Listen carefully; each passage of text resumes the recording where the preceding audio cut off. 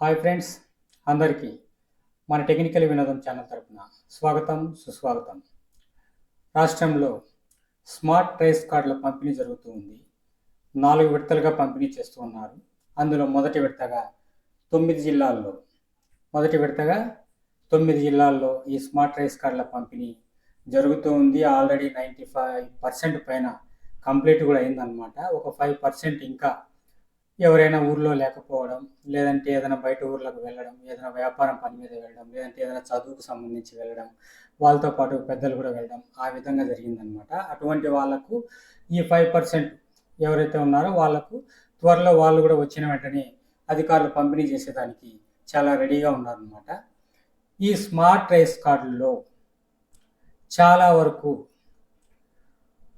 అన్ని ప్రాంతాల్లో పంపిణీ జరిగింది. కాకపోతే కొన్ని చిన్న చిన్న మిస్టేక్స్ రావడం జరిగిందనమాట. ఈ స్మార్ట్ రైస్ కార్డులో తప్పులు ప్రింట్ అయ్యాయి.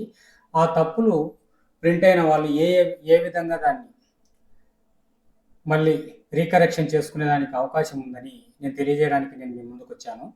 ఇంకా ఎవరైనా మన ఛానల్ని సబ్స్క్రైబ్ చేసుకోకుండా ఉంటే తప్పకుండా సబ్స్క్రైబ్ చేసుకోండి. అదేవిధంగా మన వీడియోని కూడా లైక్ చేయండి. మీరు మన వీడియోని లైక్ చేయడం ద్వారా ఇంకా తెలియని 10 మంది చూసే అవకాశం ఉంది, వాళ్ళు కూడా తెలుసుకుంటారనే ఉద్దేశంతో నేను లైక్ చేయమని చెప్తున్నాను ఫ్రెండ్స్. అంతే, ఇంకేం లేదు, సింపుల్.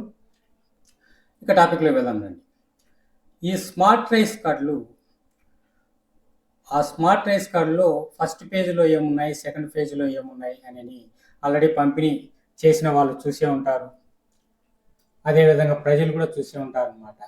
కాకపోతే మళ్ళీ ఒకసారి చెప్తాను అనమాట ఆ రైస్ కార్డులో ఏమున్నాయని చెప్పేసి. రైస్ కార్డ్ టైప్ అంత్యోదయ అన్న యోజన, లేదంటే సాధారణ కార్డ్ అనమాట. అదేవిధంగా రేషన్ కార్డ్ నంబర్ అనేది మారలేదు. పాత రేషన్ కార్డు నంబర్ ఏదైతే ఉందో ఆ రేషన్ కార్డ్ నంబరే యాజ్ యూజువల్గా ప్రింట్ చేయడం జరిగిందనమాట. అదేవిధంగా హెడ్ ఆఫ్ ది ఫ్యామిలీ ఎవరంటే లేడీస్ ఎవరైతే ఉన్నారో వాళ్ళ పేరే హెడ్ ఆఫ్ ది ఫ్యామిలీగా ఉంటుంది. అదేవిధంగా ఫ్యామిలీ మెంబర్స్ పేర్లు, ఇంకా లింగం, సెక్స్, అదేవిధంగా కుటుంబ సంబంధం, రిలేషన్షిప్, ఇవి ఉంటాయన్నమాట. అదేవిధంగా రేషన్ షాప్ ఐడి, ఇంకా అడ్రస్, ఆ రేషన్ కార్డు ఎక్కడ ఉంది, రేషన్ షాప్ ఎక్కడ ఉంది అని చెప్పేసి ఐడి నెంబరు, మళ్ళీ అడ్రస్ అనమాట. ఇకపోతే పర్మనెంట్ అడ్రస్ ఆఫ్ ఫ్యామిలీ, ఆ కుటుంబ సభ్యుల యొక్క శాశ్వత చిరునామా అనేది ఉంటుంది. అదేవిధంగా తహసీల్దార్ కార్యాలయం పేరు, ఇంకా అడ్రస్ ఉంటుందన్నమాట. ఇంకా క్యూఆర్ కోడ్ ఉంటుంది. ఈ క్యూఆర్ కోడ్ అనేది చాలా ఇంపార్టెంట్. దాన్ని స్కాన్ చేస్తే మనం సరుకులు ఎప్పుడు తీసుకున్నాం, ఏ డేట్ తీసుకున్నాం, ఏ సమయంలో తీసుకున్నాం అని కూడా ఆ క్యూఆర్ కోడ్లో స్కాన్ చేస్తే మనకు మొబైల్లో ఆటోమేటిక్గా దానికి సంబంధించిన డీటెయిల్స్ మొత్తం చూపిస్తుంది. ఇకపోతే కుటుంబ పెద్ద ఫోటో, ఆధార్ నుండి కుటుంబ పెద్ద ఎవరైతే ఉన్నారో లేడీస్, ఆధార్లో ఏ విధంగా ఉంటుందో వాళ్ళ ఫోటో, అదే ఫోటో యాజ్ యూజువల్ మక్కి ఆ ఫోటోనే ఉంటుంది. ఇది ఫ్రెండ్స్ స్మార్ట్ రేషన్ కార్డులో ఉన్న డీటెయిల్స్ మొత్తం విషయానికి వస్తే, ఈ స్మార్ట్ రేషన్ కార్డులో ఏవేవి కరెక్షన్ చేసుకునే దానికి అవకాశం ఉంది అని చెప్తాను చూడండి. ఈ స్మార్ట్ రేషన్ కార్డులో ఏవేవి మార్పులు చేసుకునే దానికి అవకాశం ఉందంటే, ఏదైనా తప్పుగా ప్రింట్ అయి ఉంటే, 1 వయసు, ఏజ్, 2 డేట్ ఆఫ్ బర్త్, అదేవిధంగా 3 లింగం, సెక్స్, అదేవిధంగా చిరునామా, అడ్రస్, అదేవిధంగా రిలేషన్షిప్, కుటుంబ సంబంధం, ఒకరికి ఒకరు ఏమవుతారని చెప్పి, వీటిలో ఏవైనా కానీ తప్పులు కనుక ప్రింట్ అయి ఉంటే వాళ్ళు కరెక్షన్ చేసుకునే దానికి అవకాశం ఉంది.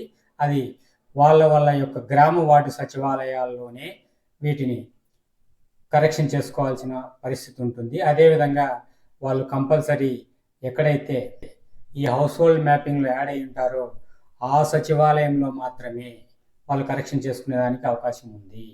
ఈ కరెక్షన్ చేసుకునేదానికి ఏవేవి డాక్యుమెంట్స్ కావాలని చెప్తాను చూడండి. అప్లికేషన్ ఫామ్ వచ్చి సచివాలయాల్లోనే ఇస్తారనమాట. మీ గ్రామ సచివాలయంలో కానివ్వండి, వార్డు సచివాలయంలో కానివ్వండి.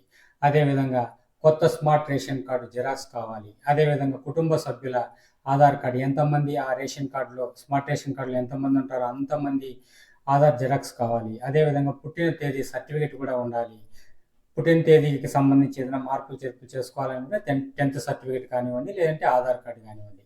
అదేవిధంగా బంధుత్వం, రిలేషన్షిప్, దానికి సంబంధించి ఆధార్ కార్డు ఉంటే సరిపోతుంది. అదేవిధంగా పాత రేషన్ కార్డ్ జిరాక్స్ కూడా అవసరం ఉంటుంది. అదేవిధంగా లింగం నిర్ధారించే సర్టిఫికెట్ డాక్యుమెంట్స్, అంటే అది పాత రేషన్ కార్డులో ఉంటాయి కాబట్టి ఆల్రెడీ అది సరిపోతాయి. అదేవిధంగా మీరు ఈ అప్లికేషన్ ప్రాసెస్ని ఏ విధంగా చేసుకోవాలని నేను క్లియర్గా చెప్తాను చూడండి. మీరు మీ గ్రామ వార్డు సచివాలయంలో అప్లికేషన్ ఫామ్ తీసుకోవాలి. ముఖ్యంగా చెప్పాలంటే మీరు హౌస్ హోల్డింగ్ మ్యాపింగ్లో ఎక్కడైతే యాడ్ అయి ఉంటారో అదే ప్రదేశంలో ఉండాలి. అదే ప్రదేశంలో ఉన్నటువంటి సచివాలయంలోనే మీరు అప్లికేషన్ ఫామ్ తీసుకొని ఫిలప్ చేసి వాళ్ళకి ఇవ్వాల్సి ఉంటుంది. వాళ్ళు ముఖ్యంగా డిజిటల్ అసిస్టెంట్ ఆన్లైన్లో ఎంట్రీ చేయడం జరుగుతుంది. వాళ్ళు ఒక రసీదు కూడా ఇస్తారనమాట. కుటుంబ సభ్యులకు సంబంధించి ఈకేవైసీ చేయాల్సి ఉంటుంది. అదేవిధంగా ఓటీపీ, బయోమెట్రిక్, ఫేస్ ఇవి కూడా చేయాల్సి ఉంటుంది అనమాట. తర్వాత తహసీల్దార్ ఆమోదం లేదా రిజెక్షన్ జరుగుతుంది. అది ఎప్పుడు 21 రోజుల్లో. అదేవిధంగా మీరు దీనికి అప్లికేషన్ ప్రాసెస్ సంబంధించిన ఫీజు వచ్చి 24 రూపాయలు చెల్లించాల్సి ఉంటుంది సచివాలయాల్లో. దీన్ని ఆమోదించిన తర్వాతనే మీకు కొత్త రేషన్ కార్డు ఇవ్వడం జరుగుతుంది అన్నమాట ప్రభుత్వం. ముఖ్యంగా ఫైనల్గా చెప్తున్నాను చూడండి, మీరు గ్రామ వార్డు సచివాలయంలో దరఖాస్తుని ఇవ్వాల్సి ఉంటుంది. డిజిటల్ అసిస్టెంట్ లేదా ward education data processing secretary, digital assistant లేదా వార్డ్ ఎడ్యుకేషన్, అదేవిధంగా ఇంకా డేటా ప్రాసెసింగ్ సెక్రటరీ వీళ్లకు ఇస్తే ఈ దరఖాస్తుని అనేది వాళ్ళు పరిశీలించి దాన్ని ఎంట్రీ చేస్తారనమాట డేటా మొత్తాన్ని.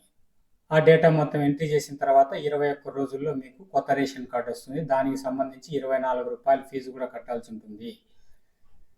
ఇది ఫ్రెండ్స్ నేను చెప్పాలనుకున్న విషయము. ఇంకా ఏదైనా డౌట్స్ ఉంటే కామెంట్లో అడగండి, నేను క్లియర్గా డౌట్స్ క్లియర్ చేస్తాను.